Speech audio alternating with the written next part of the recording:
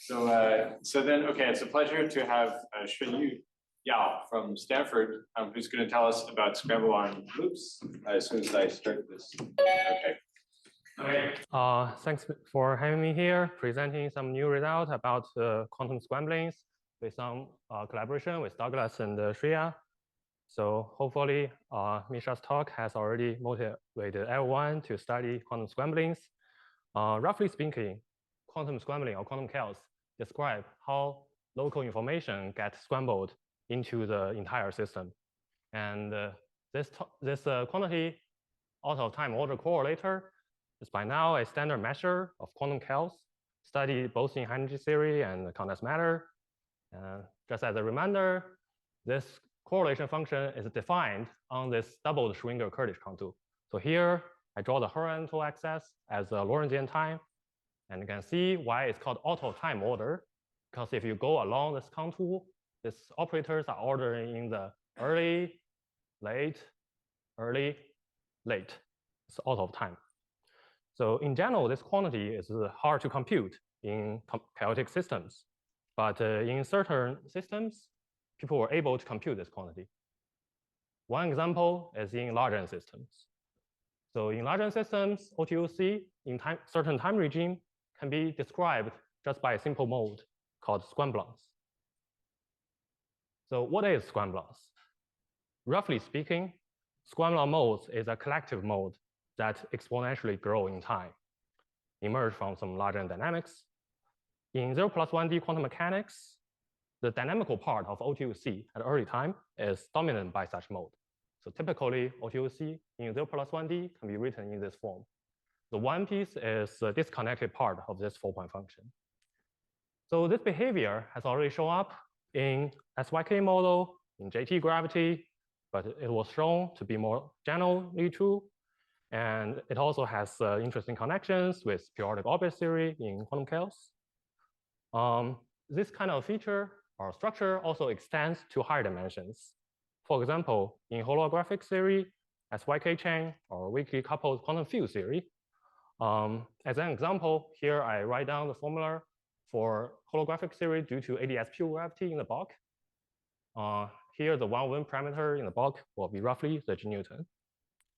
So let's try to understand this formula a bit more by trying to draw a heat map of this function. So in this picture, the vertical axis is time, horizontal one is x, spatial location. And the darker color here means the value of this function is small. The lighter color means the value of this function is big. And you can see a typical feature in this heat map is this cone-like region where this function changes rapidly. To quantitatively describe that, we can draw a solid line here where this function equal to some order 1 number, say 0.9. And that's what usually people call a butterfly cone. But there are more features in this heat map. For example, you can draw another dashed line where this quantity equal to some smaller number, say 0.2. And you can see the width between these two lines roughly keeps the same when you go along this butterfly cone. So in that sense, people usually say in larger limit, the butterfly cone is sharp. However, our condensed matter colleagues have some smart construction of toy models, for example, random unitary circuits, Brownian circuit clusters, where they can compute the same quantity in large but finite n system. And you can draw the same heat map there, draw the same solid line and dashed line, and you can see a feature is different between these two pictures.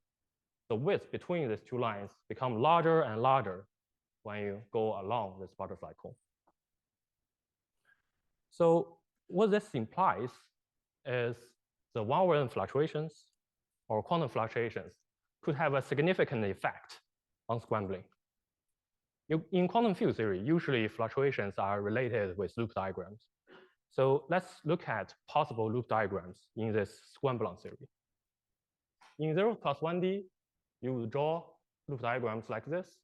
And you can convince yourself these loop diagrams are basically the dominant piece in 1/n perturbation theory.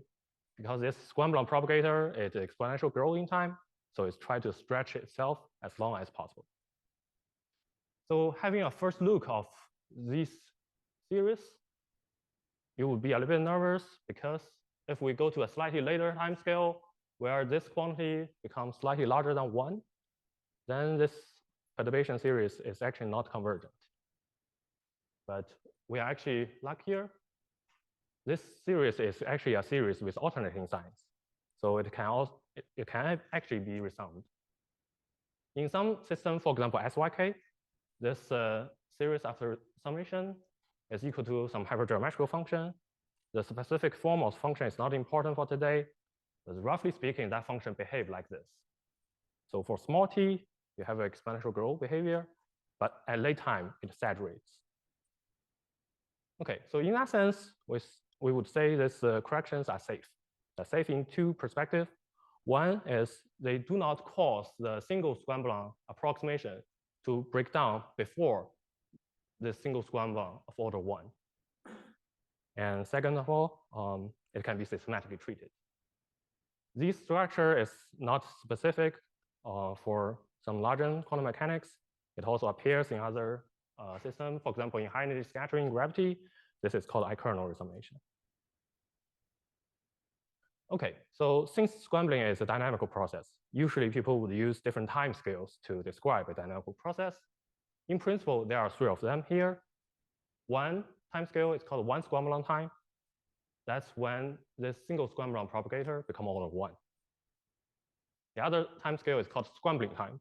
The scrambling time is the time where the 4 OTOC, when you sum over all these things, become order 1. There is a third time scale, which is called breaking time. That's when the corrections, the loop corrections, become the same order as this 1 scramblon propagator. And you can see in 0 plus 1D, these 3 time scales are roughly the same. And this will be our 0th order understanding about different time scales in scrambling process. However, we are going to see the difference between these time scales when we go to higher dimensions. For example, let's go to 1 plus 1D. And without specifying the precise form of scramblon propagator, let's suppose it exponential grows in time and decays exponentially in space. And then you can draw some loop diagrams, for example, these loop diagrams. And you can see it actually can be dangerous. It can be dangerous in the sense that these loop corrections could be big even before this single scramblon propagator become order 1. The reason is because when you integrate over the position of this interaction point, you can get a lot of contribution from, for example, the lower right corner. Because when the red dot is there, you gain a lot from this later blob where multi-scramblon exchange happens, but you only get a little penalty from the exponential decay of this single scramblon propagator. So these corrections can be dangerous, but let's try to find some concrete realization of this scramblon field theory to check it. So at the beginning of the talk, I present 2 types of results. One is a gravity theory, another is random circuit. And we believe these are quite different theory. And it would be great if we can study some system that can interpolate between them. One candidate is string theory, but today I'm going to use this model called the SYK model to set up our discussion.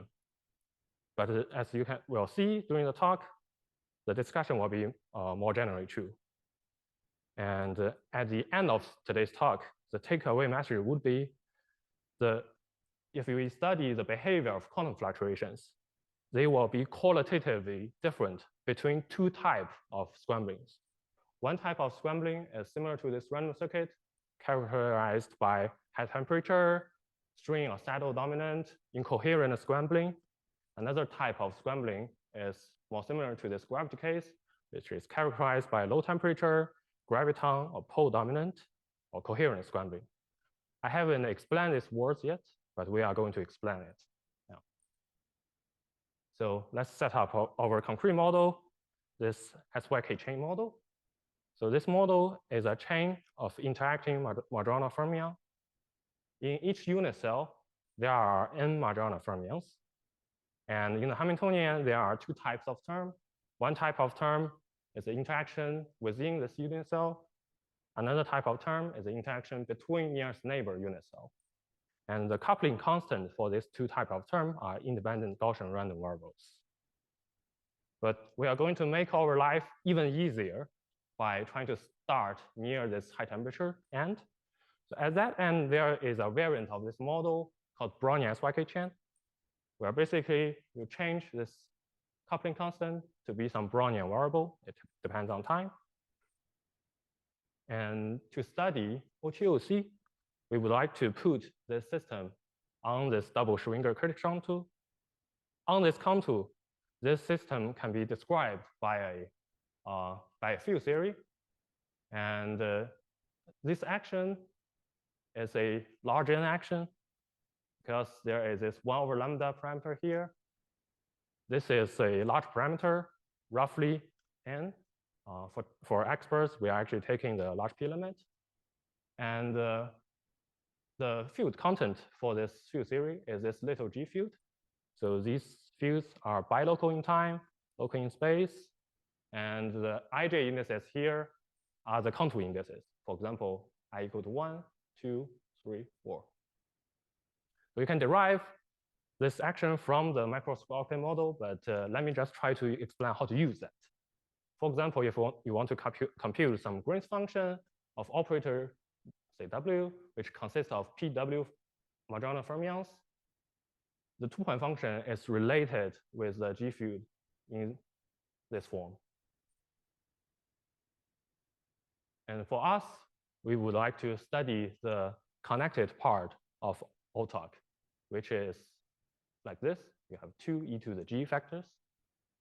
And for the connected part, we will need to expand near the saddle point of this large n path integral. So here I denote the fluctuation near the saddle point as this little h field.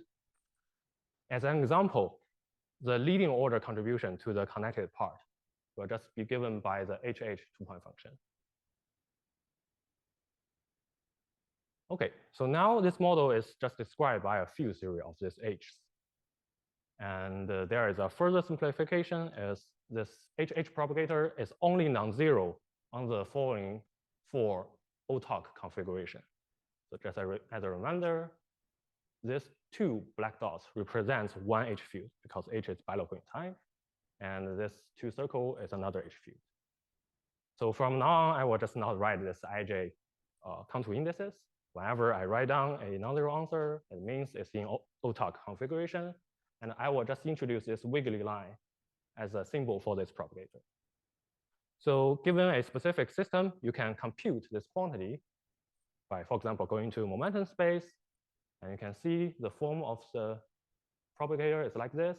It's exponentially grows in time and with a momentum-dependent Lyapunov exponent here. So for the Brownian SYK chain model, the Lyapunov exponent is given by this. So this is a concrete example for the scramblon field theory we motivated, and especially for high temperature or saddle dominant system, in the sense that the propagator grows exponentially in time, as we showed, and there are scramblon interaction vertices because its action is a non-linear action. And if you want some intuition, intuitively, you can think of this as some epidemic growth process, where the propagator for this epidemic growth is given by the HH propagator. So from now on, we are going to be generous about what kind of theory we are looking at, because this form of scramblons is actually quite general. And in general system, this will be the leading contribution to the connected part of OTOC. Different theory will have different Lyapunov exponent. For example, if you set up the computation in ADS-FT, the stringy mode will have this Lyapunov exponent. But I just want to mention one general feature for this integral is this integral will be dominated by a saddle point on the imaginary axis. And the position of that saddle point will depend on the x and t here. So here I write down the formula as a saddle point. The capital lambda means the Lyapunov exponent evaluated at that saddle point. Another useful way to write that is written in this form. So here, as a reminder, this T1 is the 1 scramblon time. And if the time is equal to 1 scramblon time, you can see this propagator become order 1. Okay, so this 1 scramblon time defines a naive butterfly cone. And as we mentioned earlier, the 0th order understanding of time scales is the other 2 times, scrambling time and the breaking time, will be equal to this 1 scramblon time. But we also mentioned the loop corrections is dangerous. So now let's look at the loop correction. Okay, so in principle, what you would try to do is you would try to sum over all the contribution from this higher loop diagrams and integral over the position of this interaction vortices. But before doing that, let's just try to estimate or have a intuition about where the dominant contribution to these loop corrections comes from in the integration over this interaction point. So as we explained, since you have multi-scramblon here, you would try to move this red dot towards the lower right corner as far as possible. And we also mentioned another effect, that is the saturation effect of OTOC. So when you sum over all this multi-scramblon exchange, it actually represents some saturation effect of OTOC. And those effects are significant when the red dot is in the backward butterfly cone of this circle. Inside that backward butterfly cone, because this function is saturating, it's slow varying, so you wouldn't get a lot by moving this red dot inside the butterfly cone, but you do get penalty from the exponential decay of this propagator. Okay, so that indicates the mean contribution is actually when the red dot is on the edge of this backward butterfly cone. And there is a further simplification because we know the definition for butterfly cone is the propagator from here to the circle is basically saturating a slow varying function. So let's forget about that for now. And the mean non-trivial weighting factor is actually coming from the propagator from here to there. Okay, so that's basically what we need to compute. We need to integrate this contribution along the edge of this butterfly cone. And this will be the arrow, the loop corrections. We want to compare the arrow with the 1 scramblon answer itself. Before we explain the calculation, let me give some intuition what we are computing. Remember, we can think of this process intuitively as the epidemic growth. So basically, we are computing the probability for this particle to hit this edge of this cone, conditioned on the fact that it finally propagated from here to there. And if you do the computation, this will be the result you get. Let me not try to explain the derivation, but try to decode what is in this result. So first of all, I write this result in this exponentially form. That's because the single scramblon can also be written in a similar form. And in this formula, there are 2 important parameters. One parameter is this decaying factor R. Another factor is the 1 loop piece on the denominator L. And if you do the computation, you can see that if this decaying factor R is if this decaying factor R is finite, what that means is these arrows will remain small until the single scramblon answer itself becomes order 1. In other words, this arrow will not cause an early breakdown of the single scramblon approximation. But if this R parameter is close to 0, that means this arrow will be dangerously big before the single scramblon propagator becomes order 1. Okay, so what is the result if we do the computation in the example we give? The result will be along this naive butterfly cone defined by a single scramblon propagator. this parameter R actually goes to 0. And how fast it goes to 0 is model dependent. As an example, if you take this stringy Lyapunov exponent, you will get this R along this naive butterfly cone decays as a function of 1/x. Another more intuitive way to see the effect of this corrections is if you set for yourself some tolerance rate of errors, say this e to the minus lambda, then we would conclude the single scramblon approximation break down earlier by amount that grows linear in X. So that breaking time was drawn here on this diagram as this dotted line, where the one scramblon time is this solid line. So it's earlier than that. Okay, so let's give a brief summary of what we have done in this high temperature or settled point dominant case. We have shown that the single scramblon approximation actually breaks down earlier than our naive or zero order prediction, which means we probably shouldn't use this kernel resummation technique to organize our calculation. And I want to stress that this is actually a significant non-perturbative breakdown because it's only suppressed by log 1 over lambda or log n. And if you look at this loop diagram, it might give you some feeling that these corrections is actually enhancing this scrambling, but that's actually not true because this series can have other signs or minus signs. So these effects are actually canceling the overcounting in this one scrambling propagator, and it's making the scrambling slower than you expected. For experts who know this issue called wavefront broadening, technically speaking, we are looking at different problems, different timescales. Okay, so what this computation suggests is maybe this scramblon field theory is not the best way to study the quantum chaos of high temperature systems. And the better way is maybe to map this into some stochastic process developed by Xu and Schwingel. So why do we even bother studying it for the last 20 minutes or so? The reason is because this scramblon field theory is a nature language that can extend to low temperature systems towards gravity.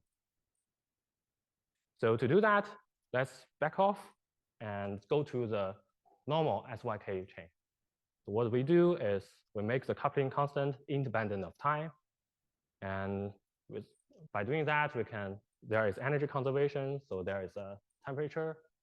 And in that model, what has been changed compared to the previous model? Of course, the action changed. What it caused is the single scramblon propagator also changed into a more complicated form.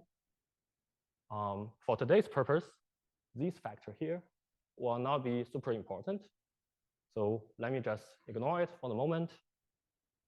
Then the remaining part has two specific features. One feature is this C of P function on the denominator. So that function has a 0 on the imaginary axis at a position that is not a function of x or t. So why is that feature important? The reason is because if you want to compute this single scramblon propagator in real space-time, you need to do the integral over this momentum. As we said before, we would try to do that using saddle point approximation.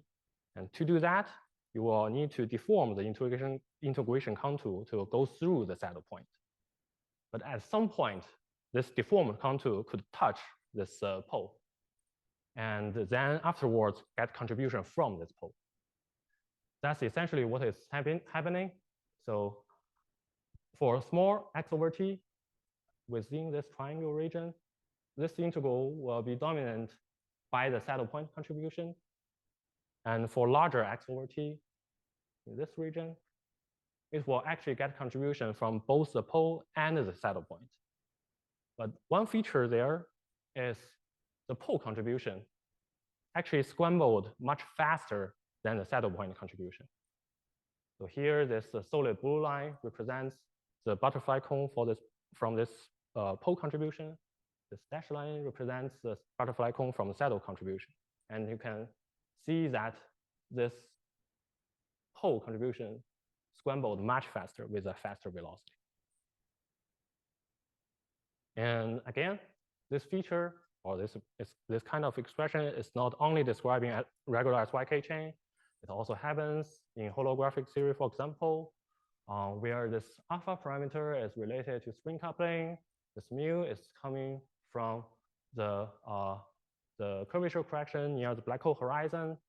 And this process is in the bulk is describing some high energy scattering near the black hole horizon. The saddle point contribution, when you try to do this integral over P, represents the contribution from the stringy modes. And that contribution has a non-maximal Lyapunov exponent. The contribution from the pole represents, in the bulk, represents the contribution from the gravitons. And that thing has a maximal Lyapunov exponent. The rough picture for the competition between these two modes, or the exchange of the dominance for these two modes, was explained in this paper by Schenker and Stanford. So at early time, they were dominant by the diffusive growth of these strings. But at later time, the contribution from the graviton sort of catch up and start to dominate this process. Okay, so we have explained this, the first feature, and there are two regions, the saddle point region and the saddle point dominant region will actually be not that different from the high temperature case we talked about in the first part. So from now on, we'll focus on this pole dominant region. And there is a second feature in this formula, which is this phase factor here. So phase factor could be important. For example, in quantum mechanics, it can cause some interference. And that's indeed the case here. One example where this interference is important is exactly the fluctuations we are studying, these loop diagrams. The reason is because when we compute these diagrams, we actually have to sum over different contour twice for this intermediate interaction point. And if you look at the different contour twice here, you can see you have to sum over this term and that term for the propagator, from the black dot to the red dot. And if you do that using the formula was given, you can see there is a sum over phase factor here. And what that phase factor do is that phase factor will have a destructive interference that cancels the pole contribution or the contribution from the graviton. The only contribution to this propagator from the black dot to the red dot is coming from the saddle point. So that's why in this diagram, I put this little bracket just to remind you, this propagator only gets contribution from the saddle point, while these propagators does dominated by the pole contribution. Okay, so now we are going to do the same argument. This multi-scramblon exchange represents some saturation effect. So we're still integrating this red dot along the edge of this backward butterfly cone. But what's the difference between this computation and the previous computation? The difference is this backward butterfly cone is defined by these kind of propagator. So it's defined by the contribution from the pole.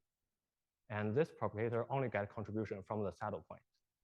And as we mentioned earlier, the contribution from the pole actually is scrambled much faster than the contribution from the saddle point.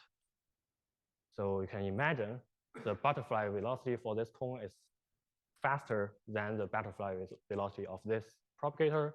So it's harder for this particle to catch up the edge of that cone. So that would suggest it's possible this arrow is actually get suppressed. And that's indeed the case.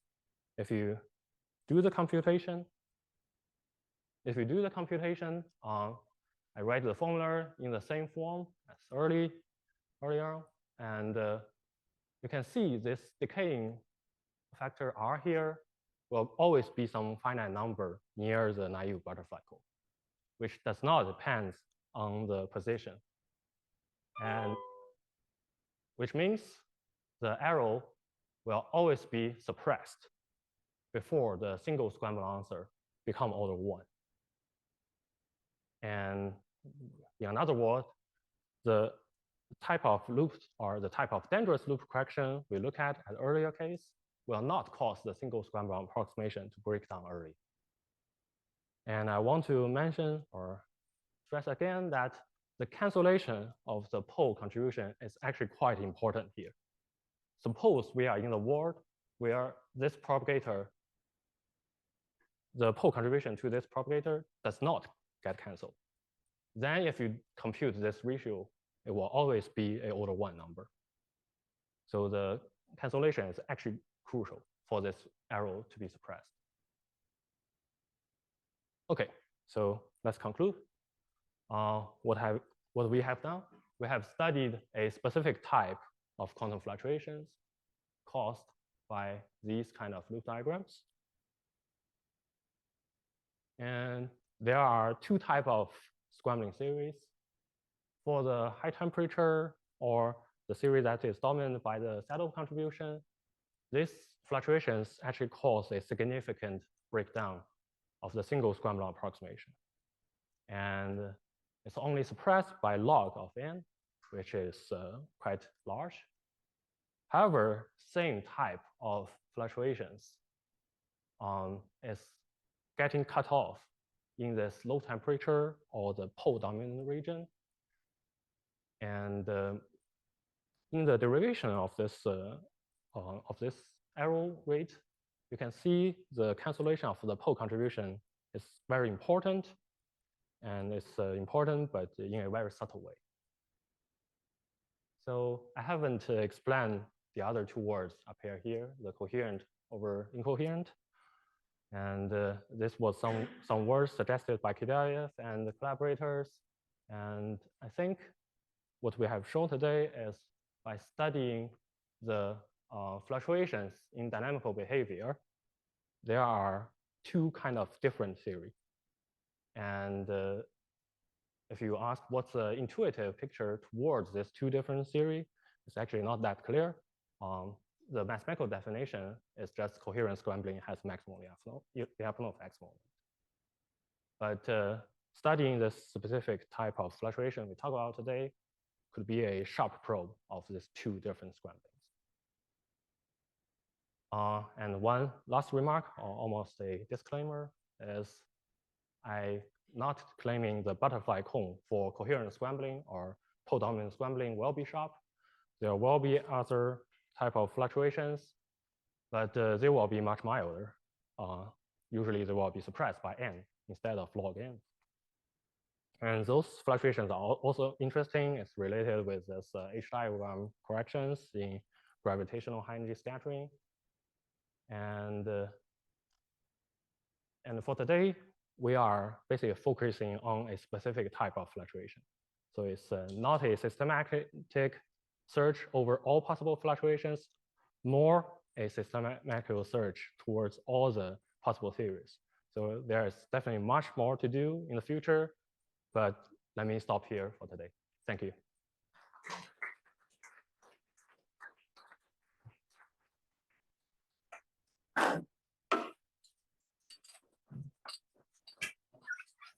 So this cancellation of the pole contribution came from cancellation between the phases. And this happens with maximal chaos. And somehow here you're saying that it happens more generally. Could you explain why that's the case? Yeah, so that happens that happens generally for a type of system which is described by ladder diagrams. So that was a proof by Wu and Kedaev called the ladder identity. The statement for that is when you sum over this 2 twice, you get this phase factor, which has a 0 at the same place of that. And the reason why this has to be true is you can do a consistent check. So what you can do is For example, you can try to compute the single scramblon correlator, but try to cut it in the middle. And we write that as an integral over one scramblon from the initial point to some middle point, and times another correlator from the middle point. I guess he's going to speak.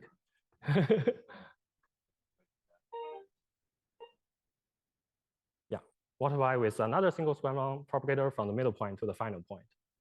Then naively, you would get two poles or a second order pole from these two single scramblon, but that cannot be true. So there must be some factor canceling one of the pole. Yeah, that's where the how the proof goes. The summary for special theories that are described by ladder diagrams. Yes.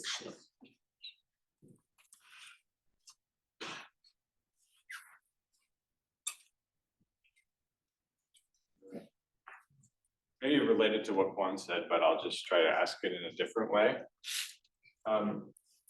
So can you understand, for example, like in this language, can you understand things in a more bulk language in terms of where's the graviton, and if there are stringy corrections, what happens to this? Yes. So actually, diagrams, for example, like this scramblon-exchange diagram. This diagram has a nature version in the bulk calculation. It's basically like a graviton exchange between two particles. Yeah. And so naively, we would expect the loop diagram like this represent some graviton self-interactions. Yeah. And what this computation says, if you only have pure bulk graviton, then there is some cancellation that suppresses this kind of contribution. But if that graviton gets regionized by stringy modes, then there could be some significant contribution in the stringy dominant region. But if you are in a holographic theory in low temperature, so that's related with this diagram. Let me try to find it.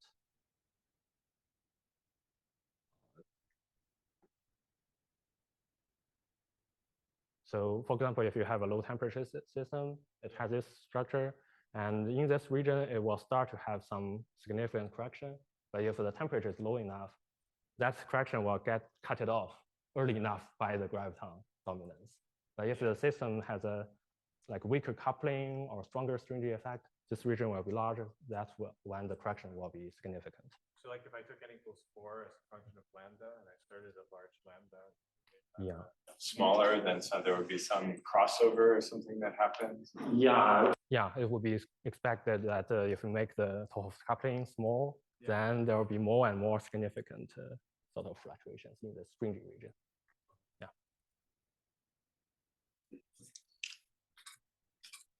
Another.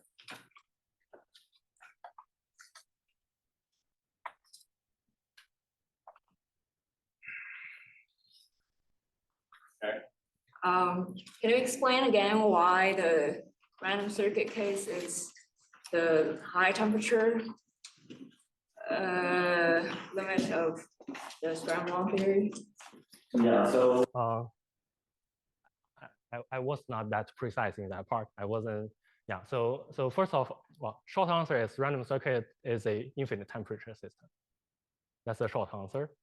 And actually, I was a bit sloppy there because random circuit is actually quite different from the theory we are studying here because it doesn't have this k-local interaction. So the scrambling time for random circuit at say 0 + 1t is basically order 1. So the fluctuation effect in random circuit is not related with n or the number of particles. It's suppressed by the Hilbert space dimension. So maybe the better way to say it is what we are computing is, or what we are comparing is really some high temperature system with k local Hamiltonians, and compare that with low temperature Hamiltonian with k local interactions.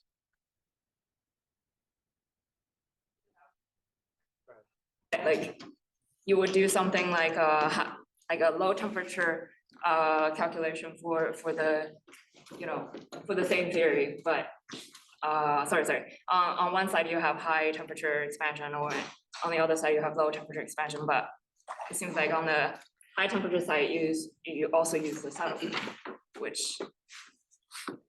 Right. So sorry, by high temperature and low temperature expansion, you are imagining some like statistical mechanics calculation. Yeah, well, yeah. So we are basically treating this theory in a different way. So for the interpolation, you can imagine this SYK model is a theory that can sort of interpolate between these two ends, high temperature and low temperature ends. Is there, you have Brownian SYK slightly offset from random circuit theory. Is there a precise sense in which Brownian SYK is more coherent than random circuit?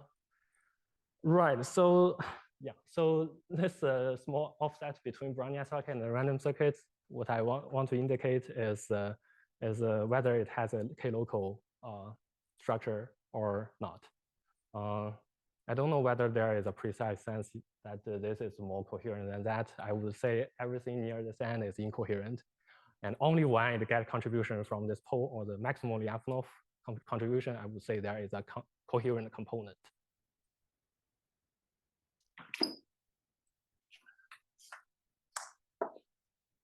All right, let's thank Shunyu again.